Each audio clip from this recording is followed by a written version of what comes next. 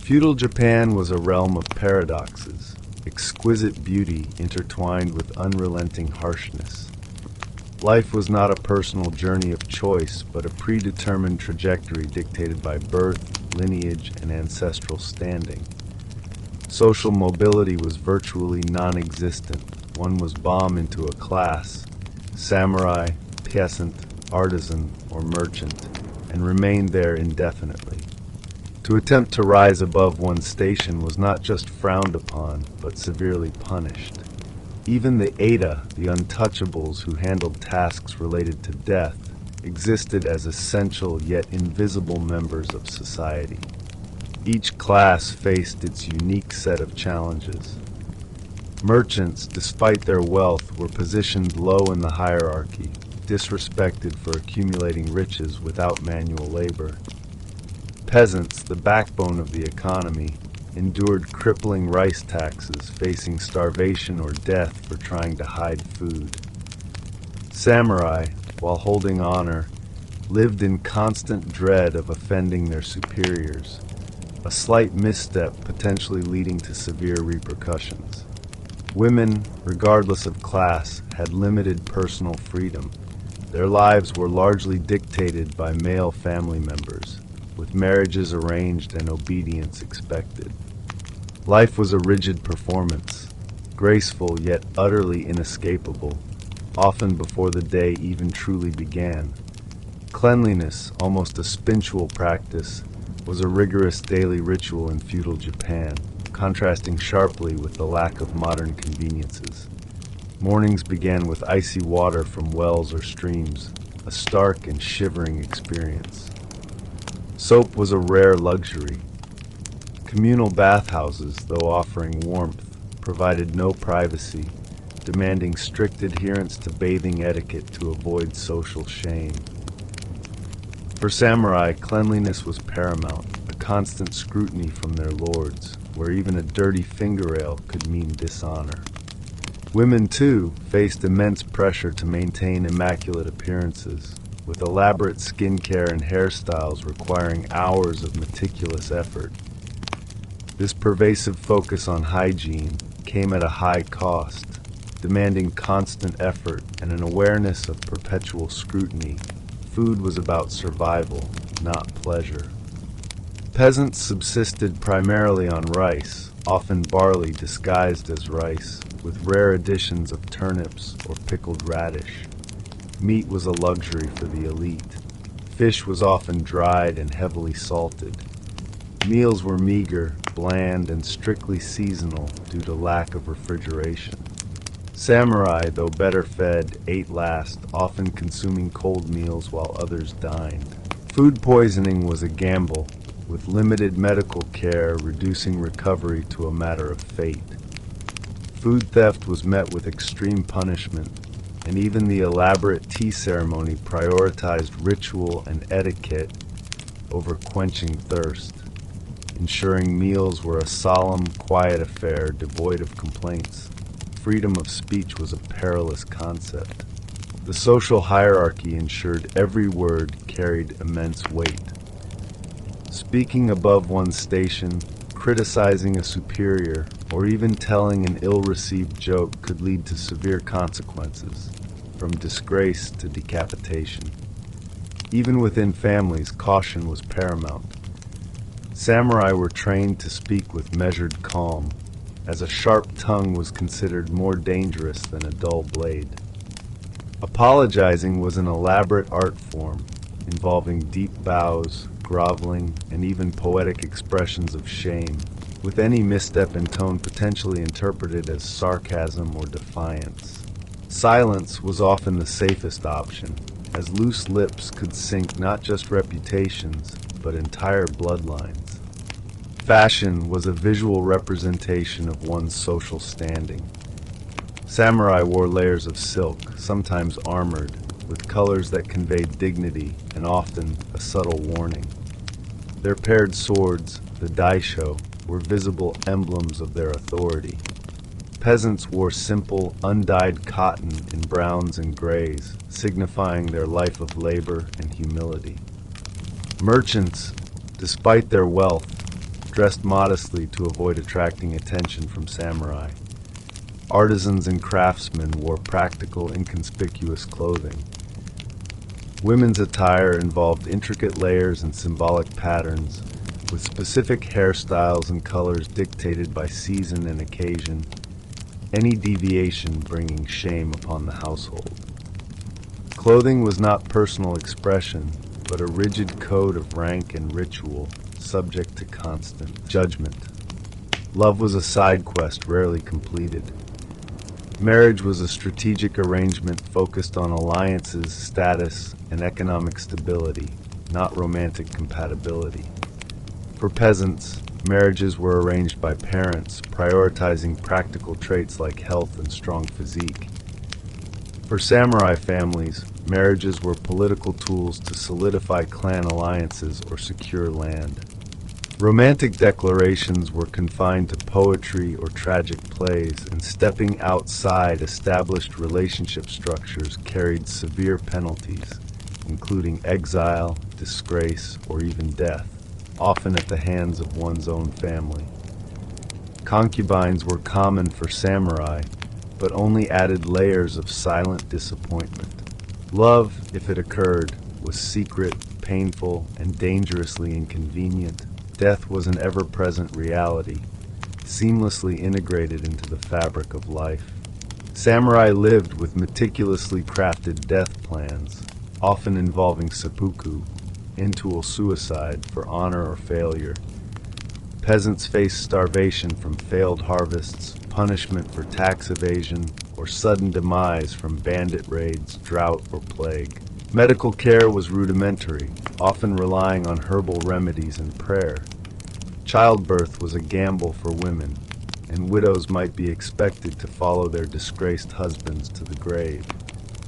Natural disasters, earthquakes, floods, tsunamis, famines, and even volcanic eruptions were constant threats with no external relief systems. The expectation was to face death calmly, without fear or resistance, as an inevitable part of the script. Individualism was not a virtue, but a dangerous red flag. One's identity, reputation, and future were entirely intertwined with their clan. Every action reflected on the entire family lineage, with any embarrassing conduct potentially bringing generational shame. Samurai fought for their daimyo and clan, not themselves, and dying honorably meant elevating their superiors. Personal aspirations were secondary to clan obligations. A passion for cooking was irrelevant if one's clan raised horses.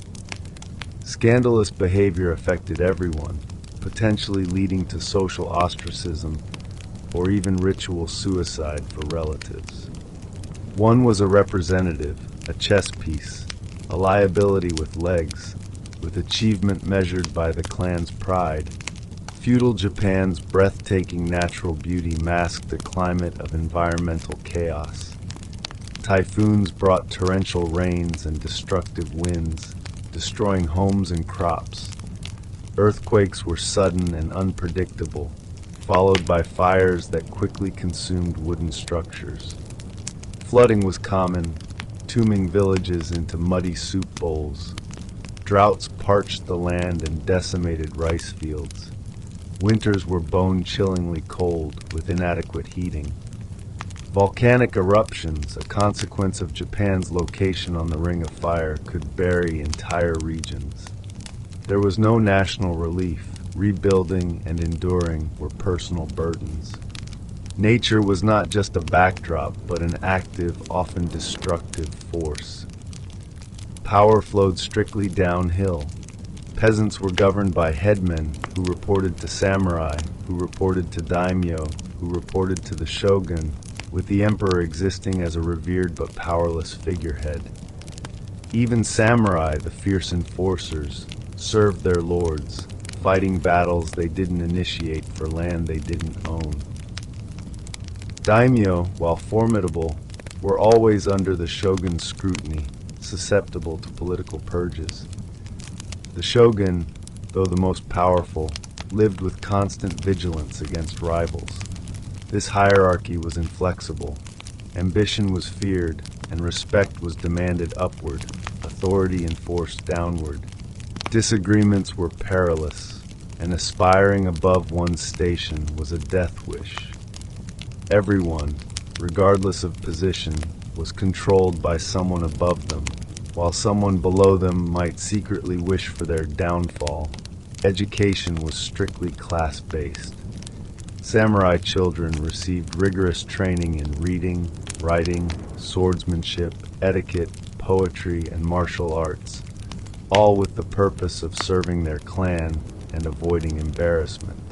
Merchant and artisan families received practical education in mathematics and record-keeping, essential for business. Peasant children's education consisted of learning to farm and survive, with literacy being rare and schooling a luxury.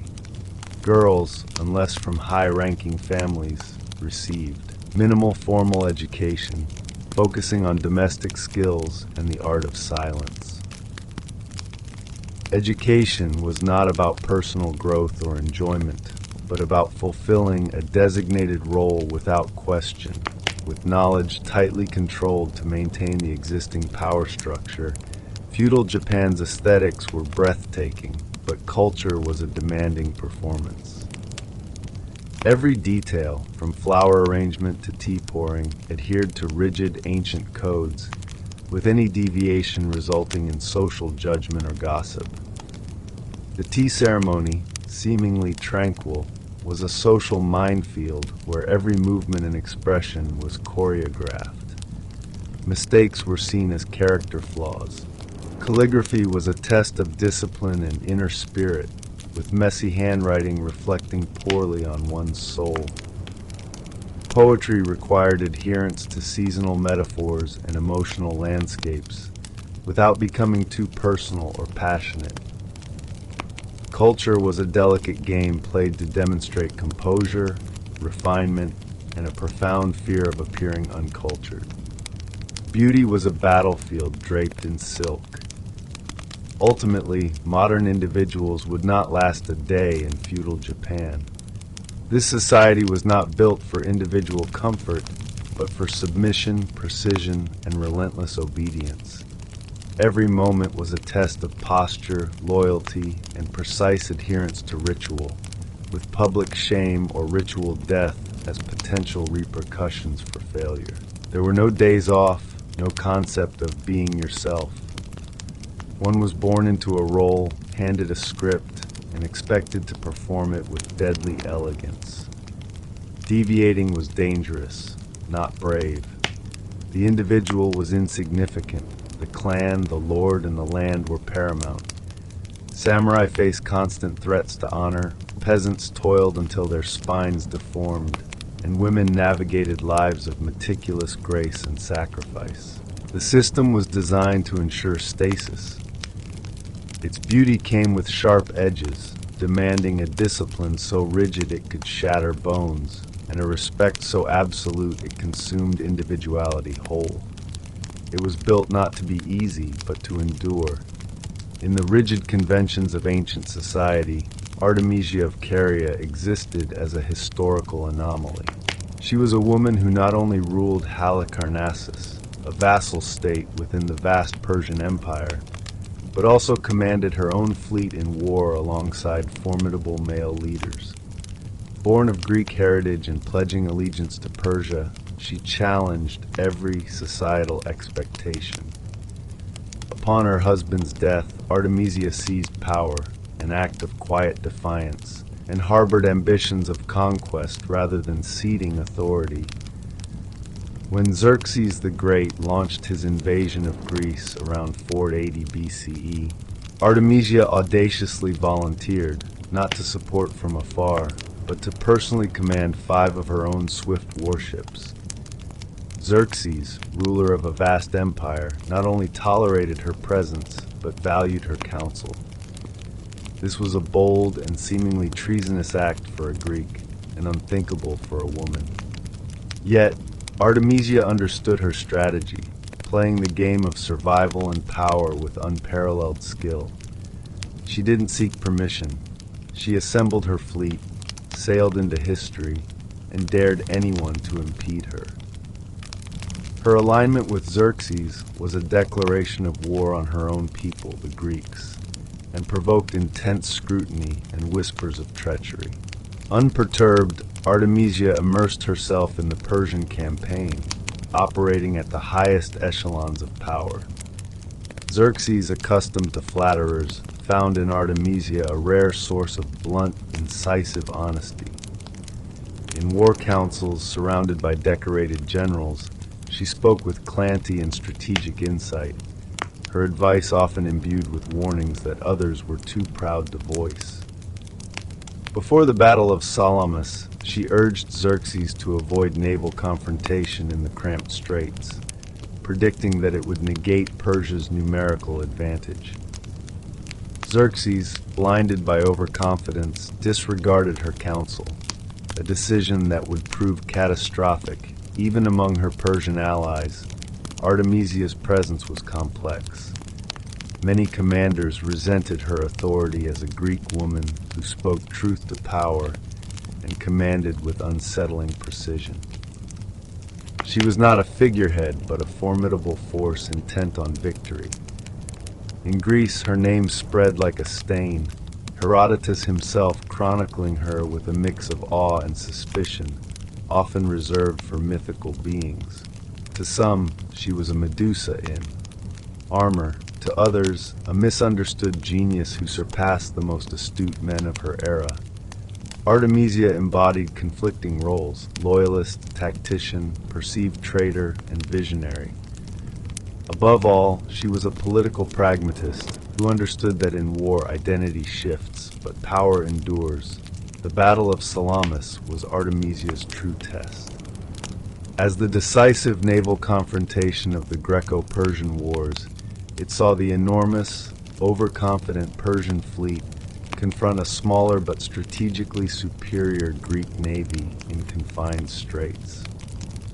Artemisia had warned Xerxes against this engagement, her advice disregarded by the proud emperor. As chaos engulfed the Persian lines during the battle, Artemisia, commanding her flagship amidst collapsing formations, made a dramatic and debated decision. She rammed and sank an allied Persian vessel. This unexpected move led the pursuing Greeks to assume she had switched sides, allowing her ship to escape unharmed. Xerxes, observing from a hilltop, famously declared, "My men have become women, and my women have become men," the highest praise he could bestow. Artemisia's action was a calculated blend of strategy, misdirection, and ruthless pragmatism, saving her ship, crew, and perhaps her life. While many Persian commanders fell, Artemisia returned as one of the few leaders Xerxes still trusted. The Persian fleet retreated from Salamis, utterly humiliated. This disaster marked the downfall for many commanders, but for Artemisia, it was a unique triumph. Amidst the chaos, she emerged as a singular figure of competence. Xerxes, reeling from defeat, turned to her again as his most dependable advisor.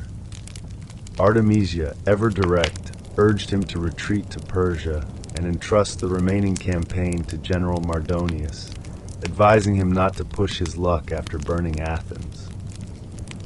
Incredibly, Xerxes listened to the single woman whose advice he had initially dismissed. This moment solidified Artemisia's reputation as politically astute and lethal, demonstrating her understanding of when to engage, deceive, and withdraw. She was then entrusted with the guardianship of Xerxes' sons, a profound honor that placed her at the core of the empire. She returned to Halicarnassus not as an uncertain queen, but as a figure of undeniable consequence, solidifying her legend as a woman who confronted empires and emerged more powerful. Artemisia's legacy was forged not just on the battlefield, but also in the minds of those who documented it, particularly Herodotus, the father of history, who hailed from Halicarnassus. His geographical connection lent an intimate touch to his account. Herodotus depicted her as a competent, calculating, and compelling leader, highlighting her courage and cold pragmatism at Salamis. In his work, she transcends a mere commander, becoming a paradox, admired yet feared, respected yet suspected.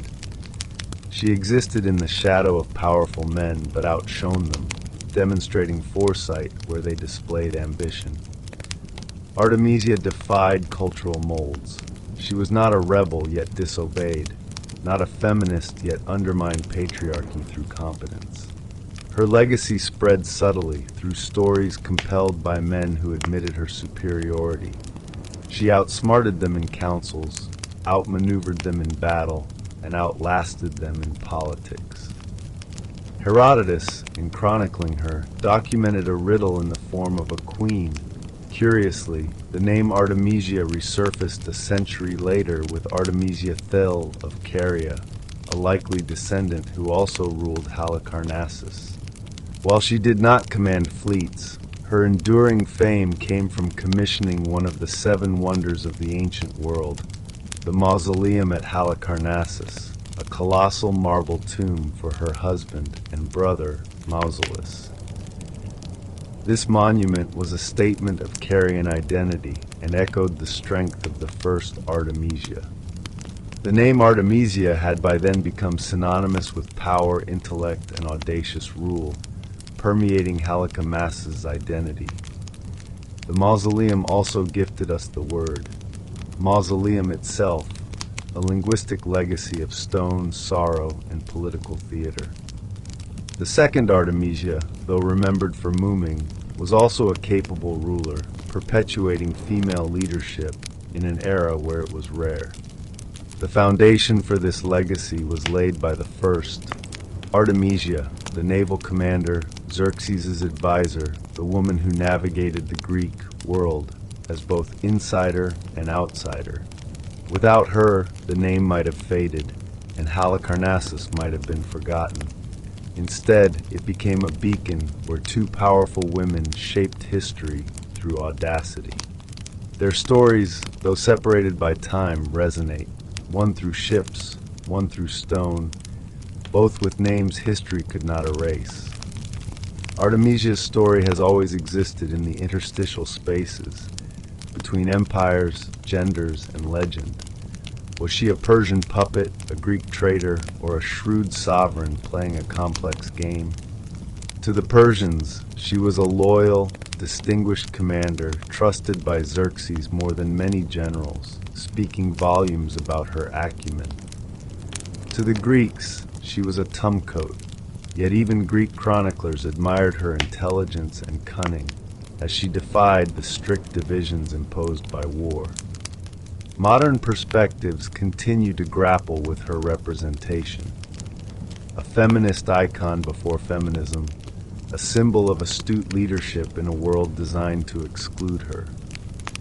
She is still referenced in naval histories as a rare example of a woman commanding warships in antiquity, a symbol of reason in an age of hubris, and a persistent figure in popular culture.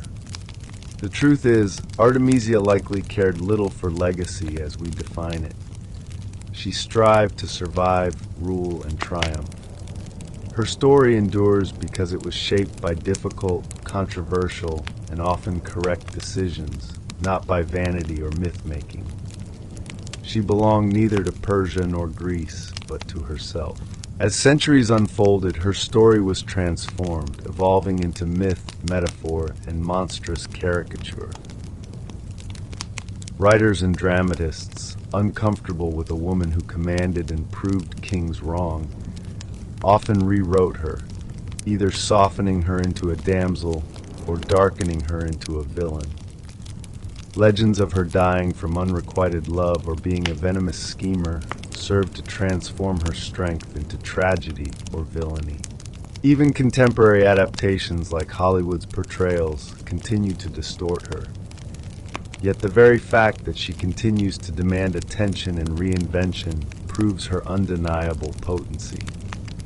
The woman they feared didn't vanish.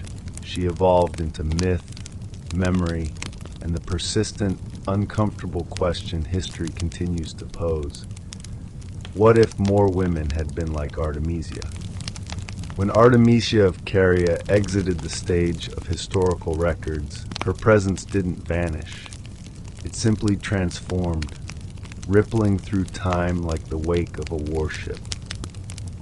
No grand tomb or enduring statues mark her final resting place, yet her influence is etched into the very stones of Halicarnassus and debated among historians striving to grasp her seemingly impossible accomplishments. Artemisia's life defied convention. She ruled when women were not expected to, fought in wars when women were barred from battle, and offered counsel where women were expected to remain silent. Remarkably, she was not just heard but respected, even by her enemies. This perhaps is her most singular achievement, not merely surviving as a woman in power in the ancient world, but earning grudging admiration. Centuries later, her name remains a paradox, both celebrated and somewhat obscure. Unlike Cleopatra or Joan of Arc, Artemisia didn't pursue legend, she pursued outcomes. Her story is not one of mythical beauty or tragic romance, but of a leader, a realist, and a strategist.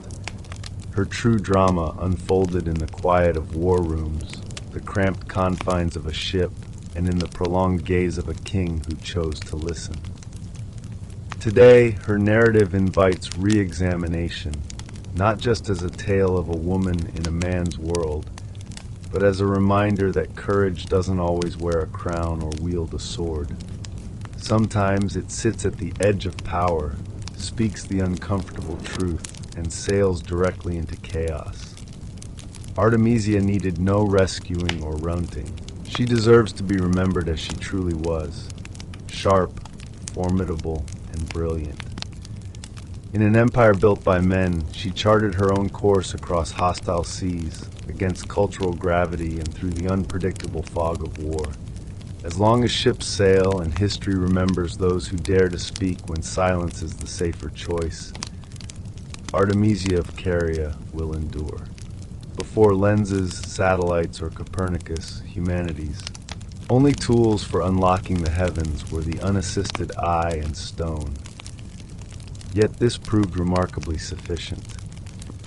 Across the ancient world, civilizations gazed skyward with deliberate intent, perceiving stars not merely as decoration, but as calendars, compasses, divine entities, and prophecies. Astronomy, the most ancient of all sciences, was born of necessity.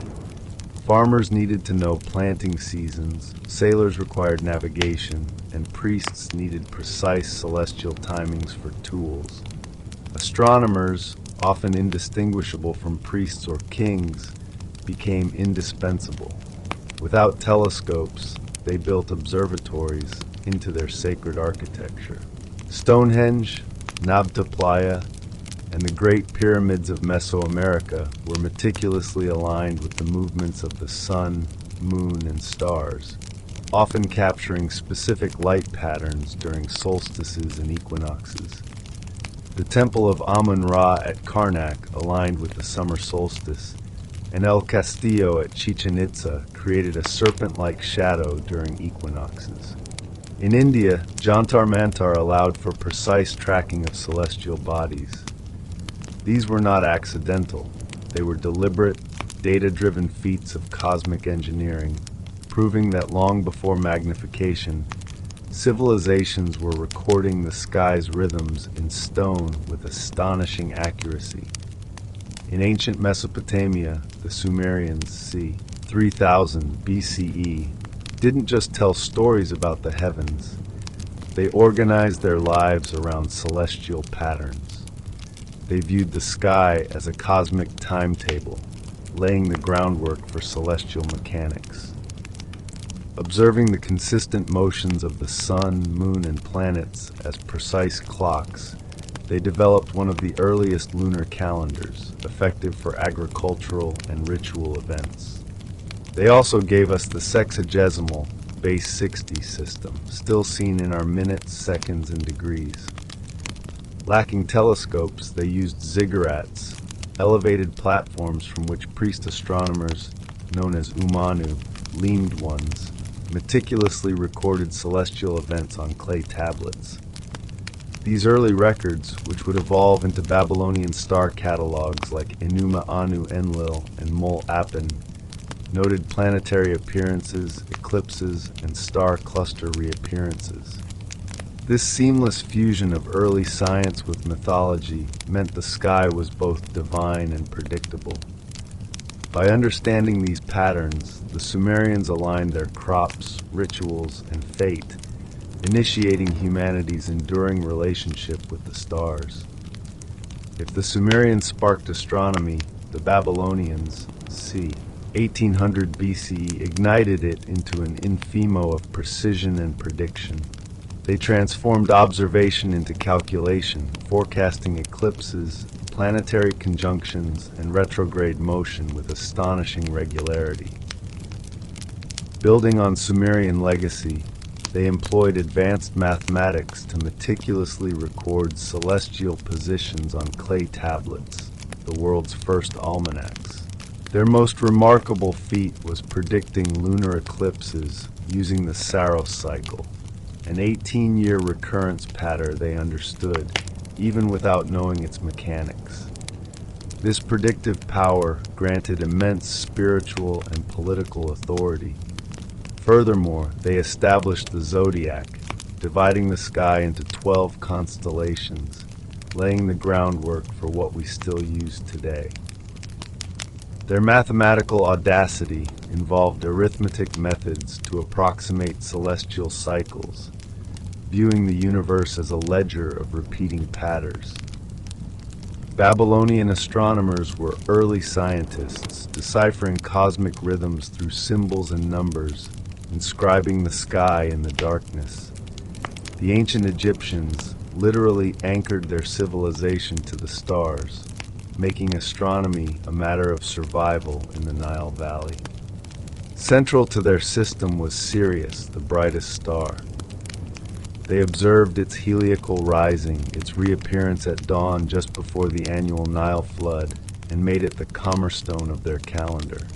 This connection was vital for agricultural cycles. Missing it could mean famine. They developed a 365-day solar calendar, remarkably similar to ours, centuries before Julius Caesar. Egyptian temples were often aligned with astonishing astronomical precision. Karnak Temple was oriented so the sun rose along its central axis during the summer solstice, and other temples aligned with sacred stars. The Great Pyramid of Giza, c. 2560 BCE, was almost perfectly aligned with the cardinal points, its internal shafts possibly directed towards Orion and Sirius, hinting at a celestial link to the pharaoh's afterlife journey. Priests doubled as astronomers, observing skies for rituals, omens, and divine will, interweaving astronomy, theology, and governance. Without telescopes or lenses, they developed a system for tracking time, orienting massive structures, and forecasting natural events through patient observation and relentless precision, viewing the sky as a divine, purposeful clock. Deep in the Mesoamerican jungles, the Maya civilization developed one of the most sophisticated astronomical systems known. Without metal tools, wheels, or telescopes, they meticulously mapped celestial movements with baffling precision. Astronomy was the framework of their society. Rulers were cosmic intermediaries, and all significant events were timed with celestial counterparts. Eclipses, solstices, equinoxes, and especially Venus cycles were used to legitimize power. Their meticulous tracking of Venus's 584-day cycle was integrated into ritual warfare and calendars. The Dresden Codex contains a Venus table with an error of less than 1 day over hundreds of years. Their long count calendar tracked dates over millennia, and they calculated the solar year with incredible accuracy, 365.242 days. Multiple calendars operated simultaneously: the 260-day Tzolk'in, the 365-day Hab, and the long count. Observatories like El Caracol at Chichen Itza were constructed with specific alignments for Venus and the Sun, and temple staircases were designed for equinox shadow effects. The Maya weren't just observing, they were synchronizing their entire civilization with the cosmos, weaving it into the very fabric of life. In ancient China, astronomy was a matter of state, intrinsically linked to the emperor's mandate of heaven.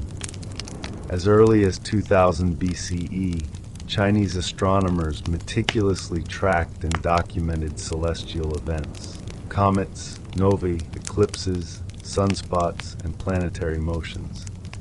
Some records, like those in the Shiji, are still used by modern scientists, notably their accurate documentation of a supernova in 1054 CE, now the Crab Nebula.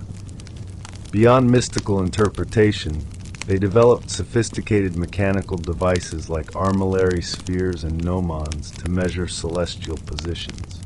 They had water-powered celestial globes and astronomical clocks centuries before Europe. Dividing the sky into 28 lunar mansions, they used them for navigation and timekeeping, and created the lunisolar calendar still used today. Their meticulous eclipse predictions were often linked to dynastic omens. Failure to foreward the emperor could signify loss of the mandate of heaven. Astronomy in China was at the core of governance, divinity, and national survival, the stars revealing truth that the empire heeded. In ancient India, astronomy, or Jyotisha, science of light, was inextricably woven into philosophy, ritual, mathematics, and metaphysics.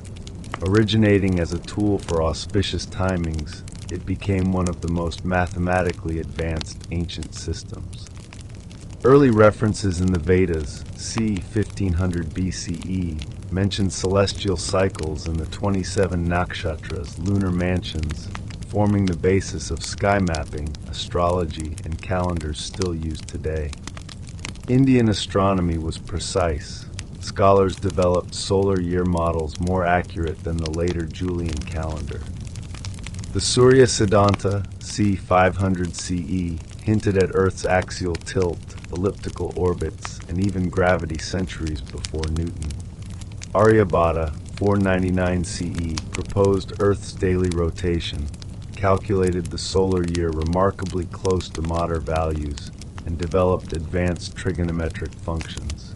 They used sine tables, decimal notation, and shadow instruments. Observatories aligned with solstices and conjunctions.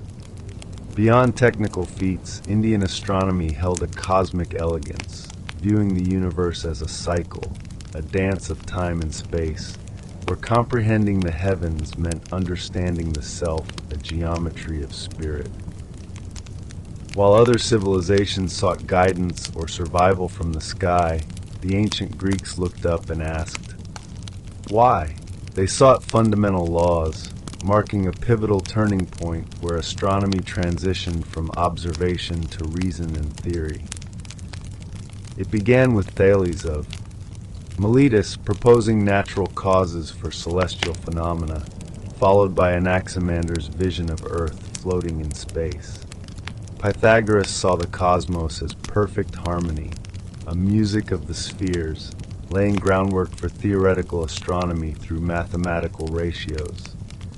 Aristarchus of Samos, 3rd century BCE, remarkably proposed a heliocentric model, sun-centered universe, though it was ignored for 2 millennia.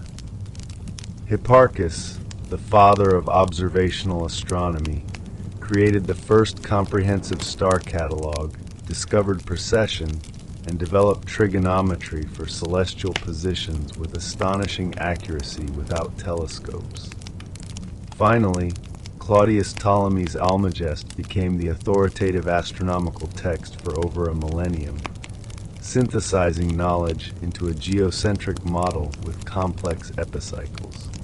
Though some ideas proved incorrect, their commitment to rational explanation and systematic modeling revolutionized astronomy, transforming it into a profound dialogue between earth and sky, logic and myth. By the 17th century, humanity had spent millennia observing skies with only eyes, shadows, and stones. Yet the achievements of these ancient civilizations are astonishing. They mapped stars, tracked planets, predicted eclipses, and built colossal monuments aligned with solstices and equinoxes, all without lenses, satellites, or electricity. Their independent development across Mesopotamia, Mesoamerica, Asia, and the Mediterranean converged on similar conclusions. The heavens move with inherent order and profound meaning.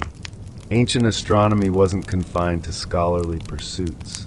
It profoundly shaped agriculture, religion, architecture, politics, and philosophy.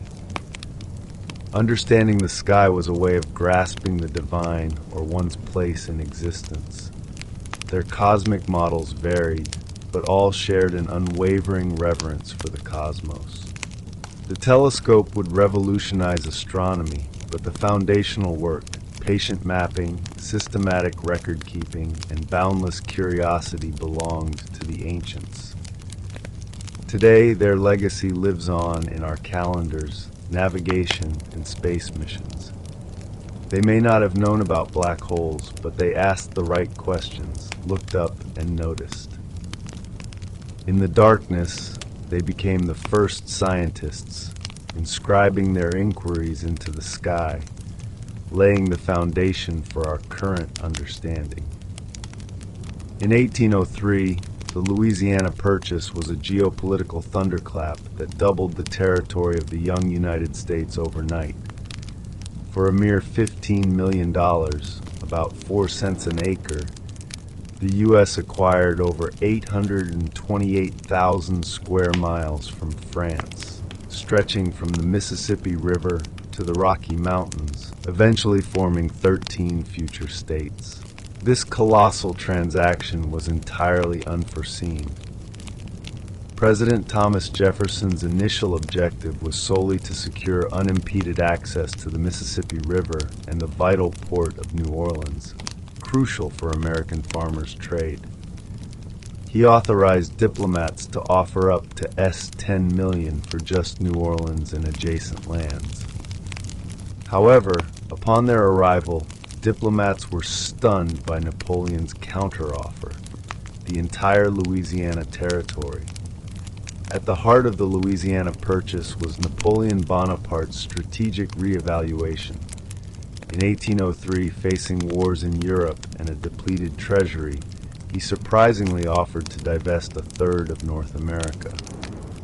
Though he initially harbored dreams of a French colonial empire, with Louisiana serving as a breadbasket for the lucrative Saint-Domingue, Haiti, this vision shattered.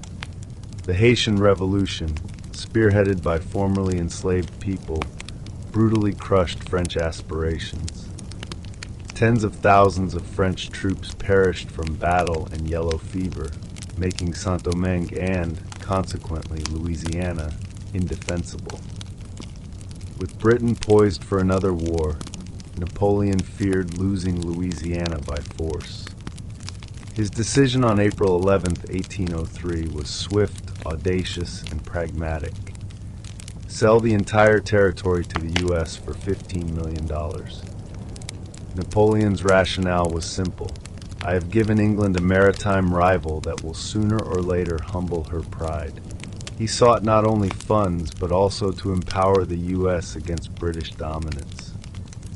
Selling Louisiana was a strategy, fundamentally altering America's future and tragically beginning the end of native sovereignty.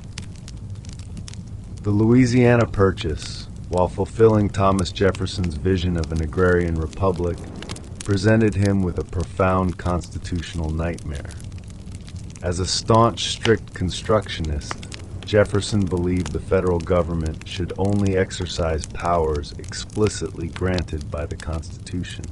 Yet no clause authorized the purchase of foreign territory, let alone an entire continent. Jefferson hesitated, grappling with the contradiction. He considered a constitutional amendment to authorize the purchase. However, time was critical. Napoleon might rescind the offer, or Britain might seize the territory. Jefferson made an ironic choice, embracing implied powers, a concept he had previously criticized. He rationalized the purchase as a treaty, which the Constitution allowed the president to negotiate with Senate approval. The Senate ratified the deal in October 1803. Despite his unease, Jefferson publicly defended it as essential for national survival. Thus, Jefferson, the constitutional purist, became the architect of the largest peaceful land acquisition in U.S. history, setting a precedent that the federal government could acquire land by treaty without explicit constitutional authority, a precedent invoked repeatedly in subsequent westward expansion. With the Louisiana Purchase ratified, the vast unmapped territory's true extent and nature remained a mystery. In 1804, President Jefferson commissioned the Corps of Discovery, led by Meriwether Lewis and William Clark, for one of American history's most iconic journeys.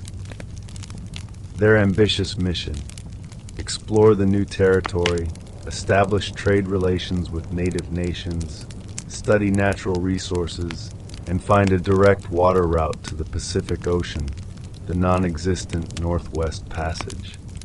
Starting from St. Louis in May 1804, their journey documented over 100 new animal species and 178 new plants, meticulously mapping rivers and sketching mountains. Sacagawea, a young Shoshone woman, was indispensable, serving as a translator and a symbol of peace that signaled their non-warring intent to native tribes. Her knowledge of geography and diplomacy was crucial.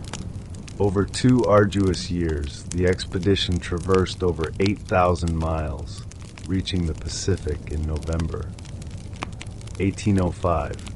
While the Northwest Passage remained elusive, they returned with invaluable first-hand accounts of the newly acquired land and its diverse peoples.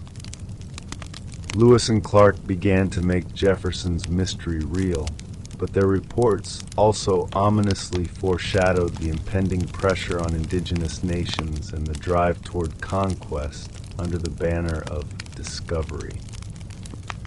While the Louisiana Purchase was a land bonanza for Americans, it was the devastating beginning of erasure for native nations. The territory was home to over 50 sovereign indigenous nations, each with distinct languages, established territories, and sophisticated governance systems, managing the land and engaging in complex trade long before European flags. Yet, for U.S. leaders, it was a blank slate ripe for settlement. Native nations were neither consulted nor compensated. They were unilaterally declared subjects of the expanding republic.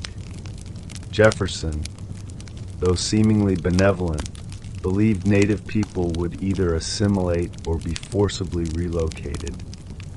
Lewis and Clark's glowing reports intensified this pressure. The federal government swiftly began negotiating often deceptive or coercive treaties to seize land and compel tribes westward, backed by military force, disease, and deliberate displacement. The Louisiana Purchase marked the inception of an aggressive phase of expansion manifest destiny, where the U.S. believed itself divinely ordained to control the continent.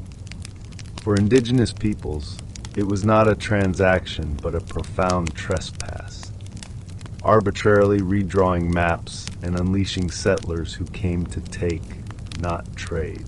The Louisiana Purchase, a peaceful acquisition on paper, led to significant on-the-ground conflict.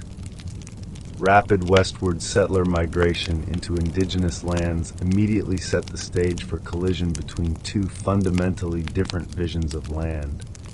one as property to be exploited, the other as a living entity to be shared. Conflict erupted, escalating into wars and broken treaties. The frontier relentlessly shifted west, driven by rifles, railroads, and insatiable ambition. Beyond indigenous peoples, the purchase also dramatically intensified the simmering moral crisis of slavery. Southern leaders saw vast new opportunities for plantation agriculture, raising the explosive question, would slavery be permitted? This led directly to the Missouri Compromise, exacerbated sectional tensions, and became a primary catalyst for the Civil War. Environmentally, rivers were dammed, plains plowed, and buffalo driven to near extinction. The landscape transformed rapidly and irreversibly from wilderness to a fragmented patchwork of farms and industrial extraction. In seizing the land, the U.S. inherited the immense burden of its actions, a legacy still echoing in debates over land rights and tribal sovereignty. The land was purchased, but the true cost continues to be paid in conflict, displacement, and profound cultural destruction. Once the Louisiana Purchase was finalized, the daunting question emerged: how do you govern a territory so vast and undefined? It spanned what would become all or part of 15 modern U.S. states, but in 1803 it was a wilderness with no established infrastructure or clear claims. The first crucial step was surveying, meticulously mapping borders, rivers, and eventually property lines. Expeditions like Lewis and Clark's laid the groundwork, followed by cartographers and land speculators who drew maps that evolved into county and state lines. What had been an interconnected indigenous world was systematically fragmented into rigid rectangles. Congress organized the territory into military districts, then formal territories under federal governors, following the Northwest Ordinance model for statehood. However, borders weren't always just.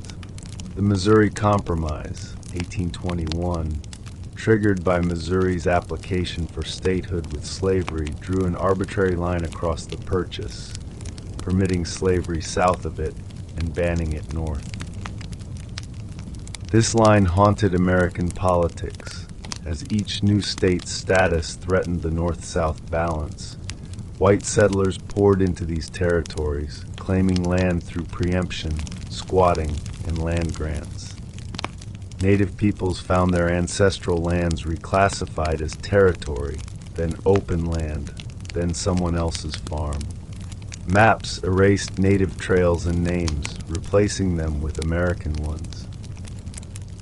Borders became powerful tools of control to claim, divide, sell, and govern land that had never belonged to any president or empire. The Louisiana Purchase fundamentally redefined America's identity, transforming it from a precarious coastal republic into a burgeoning continental power. It represented the first grand leap of manifest destiny, setting the tone for a century of relentless expansion, conquest, and national reinvention. Politically, it set the precedent for the federal government to acquire vast new land by treaty, even without explicit constitutional guidance, a precedent invoked for Florida, Texas, Oregon, Alaska, and Hawaii. The U.S. became a relentless collector of territory, perpetually gazing westward. Culturally, it fueled the myth of the frontier, depicting rugged settlers and limitless possibility. But this dream came at the cost of a profound native nightmare. Land lost, treaties broken, and peoples forcibly exiled. Economically, the impact was staggering. The Mississippi became a vital artery, transforming cities like St. Louis and New Orleans into trade hubs. Fertile plains became farmlands, and discovered natural resources fueled industrial growth. But the deeper legacy of the Louisiana Purchase is a profound contradiction. It represents core American ideals of opportunity and independence, yet simultaneously embodies America's deepest failures: dispossession, the expansion of slavery, and unchecked imperial ambition. It's a story of triumph written on land forcibly taken, often through brutal violence. Today, the purchase defines states, highways, and vast fields where buffalo once roamed and sacred grounds stood. Yet the indelible memory of that purchase lingers not merely as a historical transaction, but as a defining turning point. The U.S. was forever changed by it, as was the world. The unsettling question persists: was the cost purely monetary, or was it immeasurably measured in lives, vibrant cultures, and irreplaceable landscapes that can never truly be bought back or restored? The Louisiana Purchase was a defining moment, a fundamental shift from a fragile republic to an empire in the making.